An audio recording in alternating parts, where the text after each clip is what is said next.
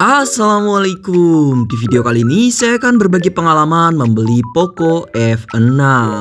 Ini adalah salah satu daily driver saya selama 1 bulan ini sebagai HP utama. Di sini saya akan membahas kelebihan dan kekurangan dari Poco F6 setelah pemakaian kurang lebih 1 bulanan terakhir ini. Bahkan udah mau ke 2 bulan. Jadi untuk Poco F6 buat harian sebenarnya ini nggak ada masalah sama sekali, kecuali ada bug sistem yang sedikit mengganggu. Tapi overall untuk pemakaiannya lebih banyak ke kelebihannya. Jadi pertama-tama saya bakalan bahas untuk kelebihan dari Poco F6, mulai dari kameranya ini yang punya ring cukup besar. Walaupun ini adalah HP gaming, tapi Poco F6 menurut saya untuk bagian kameranya cukup bisa diapresiasi. Karena untuk hasil-hasil foto kameranya di bagian kamera utama maupun kamera ultrawide-nya sama-sama punya kualitas yang cukup baik dan masih sangat bisa diandelin. Kemudian untuk kamera zoomnya dari kamera utamanya ini juga cukup jernih ya. Kalau di kondisi cukup ruangan hasilnya seperti HD plus kayak gini ya guys ya. Gak cuman itu, untuk 10 kali zoomnya ini juga hasilnya cukup terang ya. Jadi hasilnya cukup memuaskan lah untuk saya yang untuk penggunaan kamera ringan-ringan aja. Kalau buat kreator mungkin agak kurang, tapi buat harian menurut saya ini adalah hasil-hasil foto yang kualitasnya cakep. Ini adalah kamera 4K 30 fps dari Poco F6.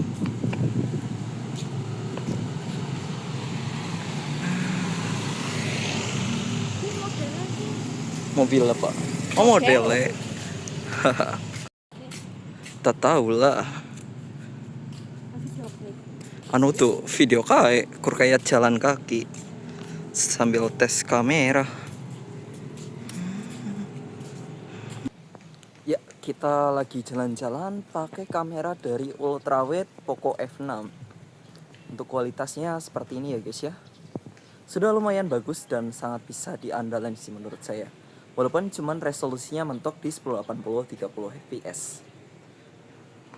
Tapi BTW ini sih udah cakep ya. Nice. Ini adalah kamera depan dari Poco F6 video. Untuk kualitasnya sih ini untuk kamera depannya 1080 60 fps. Dan kualitas warnanya ini sih saya suka ya, apalagi ketika backlight di sini. Untuk karakter warnanya itu masih bisa dipertahankan dengan baik. Ini sih the best ya, salah satunya buat kamera depan saya sangat suka.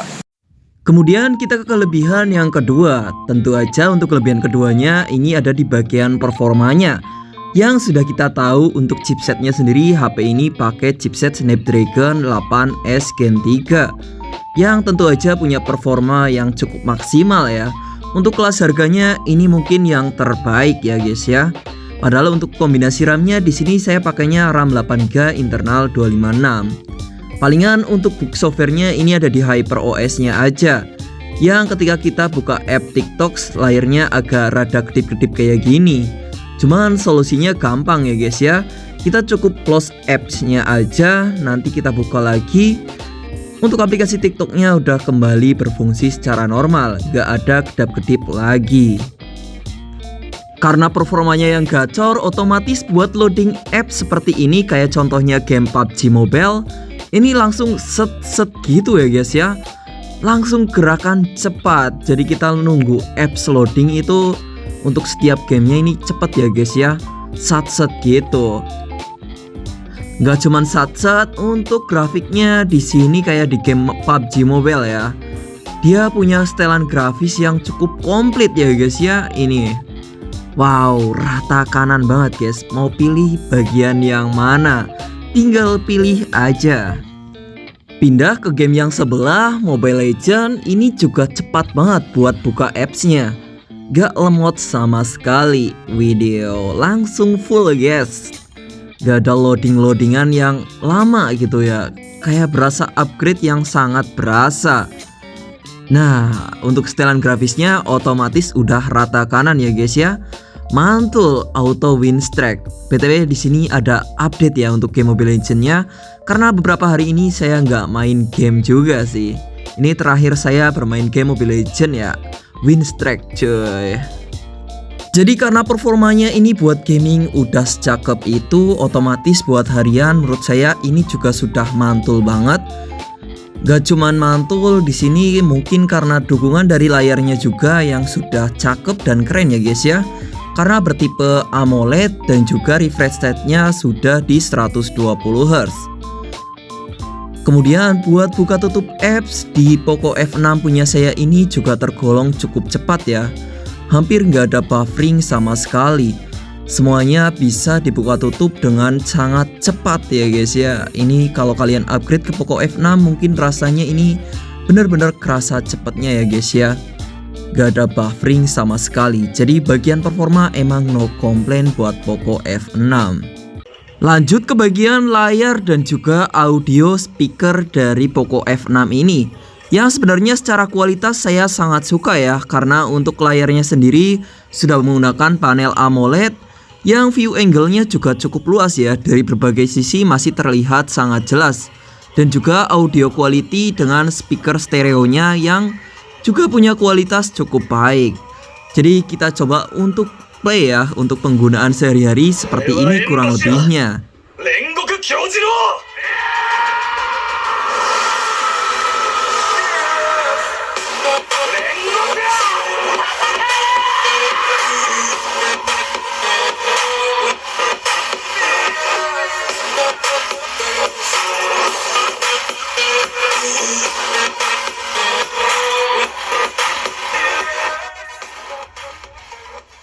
Jadi di bagian audio quality dari Poco F6 saya cukup nggak ada komplain ya. Karena untuk kualitas stereo seperti ini udah layak banget buat HP gaming. Dengan cukup bass yang lumayan nendang, menurut saya sih untuk kualitas seperti ini udah bagus ya. Palingan untuk layarnya aja ini agak sedikit kekurangan dikit banget sebenarnya guys ya. Walaupun nggak berpengaruh untuk harian, yaitu ketika kita nampilin konten HDR.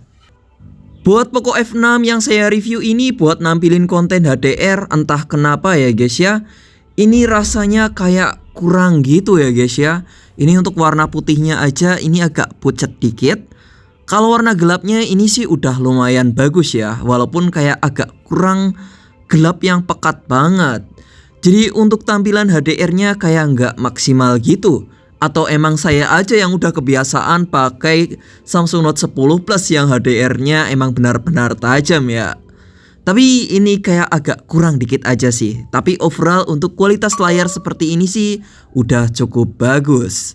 Terakhir kita bahas untuk bagian desain dan build quality dari Poco F6.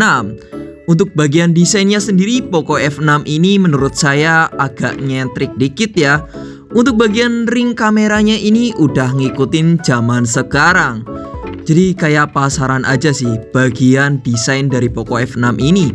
Karena untuk bagian ring kameranya ini agak terlalu besar ya buat saya yang pengennya itu casual aja.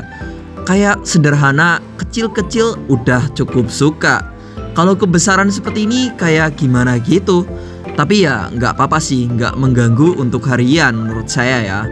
Palingan untuk build quality-nya aja yang agak terlihat murah karena menggunakan material plastik aja. Tapi nilai plusnya jadi HP-nya terasa lebih ringan, gak berat gitu ya guys ya. Overall untuk masalah desain menurut saya sih ini masalah selera aja ya guys ya. Kalau teman-teman yang bermasalah dengan desain Poco F6 ini cukup pakein case aja, menurut saya udah beres ya guys ya. Mungkin ini cerita pengalaman saya kurang lebih 1 bulanan bersama Poco F6 ini. Yang menurut saya kalau di harga 4 jutaan sampai 5 jutaan Poco F6 ini tetaplah HP yang menurut saya cukup rekomendasi untuk dibeli. Walaupun dengan plus minus yang tadi saya jelaskan, jadi bisa buat pertimbangan buat teman-teman sebelum membeli HP ini. Mungkin sekian dulu ya untuk pengalaman cerita di Poco F6 ini. Terima kasih telah menonton sampai selesai. Jangan lupa like, komen, dan subscribe sebagai tanda dukungan channel ini. Assalamualaikum, bye-bye.